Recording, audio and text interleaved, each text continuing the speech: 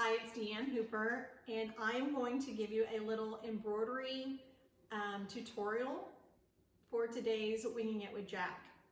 I learned how to embroider from my grandmother when I was a girl, and I'm here as an example of something I did when I was a girl with my grandma, and it's a pillowcase. So so what you will need is some scissors, an embroidery needle, and which has a point on it versus a blunt end, which you would do like cross stitching with. But this has a point. And then a threader. If you're too old to thread it, can see that little bitty eye hole, and I just unthreaded it. And then some floss, and this is a 6 thread floss. So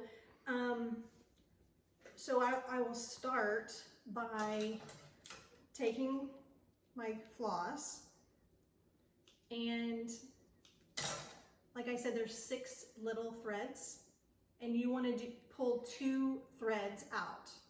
So you want your starting needle, embroidery needle, with 2 threads. Okay? And so you'll pull it out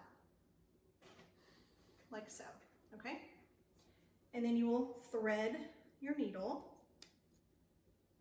which I unthreaded it, and then you're gonna put a knot. You're gonna put a knot on the end. Oh my goodness.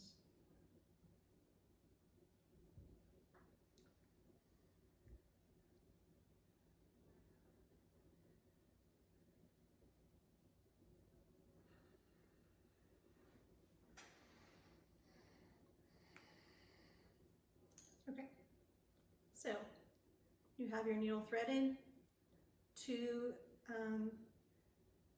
threads, and a knot at the end. So your pattern can be anything. I am working on this little project. It's a little burlap sack that has the Jerusalem cross on it. I used my computer and I printed it, and then there's tracing paper that you can use, then trace it onto your fabric or whatever you're wanting to embroider on. If you have fabric like this, you're going to need a embroidery hoop, and that's to hold your fabric tight while you're working on it, like so. But since this is burlap, I don't really need a hoop. So, okay, so I'm gonna start my needle and pull up. And so you see my line here, this is what I'm gonna follow. So I kind of go maybe like, what, a millimeter or 2, and go down, and then meet that end like that, and make sure that your thread is on this side of the needle. Okay, so I'm gonna go like that, and then I'm gonna bring this thread down and do it again. So go out and then in,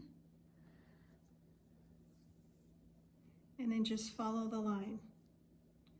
Now straight lines are definitely easier than curves, so start with something straight, but then you can go ahead and do curves. And sometimes you might just have to, this space, I don't know the correct terminology, but this space right here, you can even do a smaller little stitch if it's like more of a turn or a curve. And then there's also like leaves and like petals and dots, and so there's like other stitches, but this is just a main basic straight line stitch. And of course, like I said, you can do the curved line just like this too also. Okay. Super easy. I'm gonna get to the end over here so I can show you what you do when you get to the end.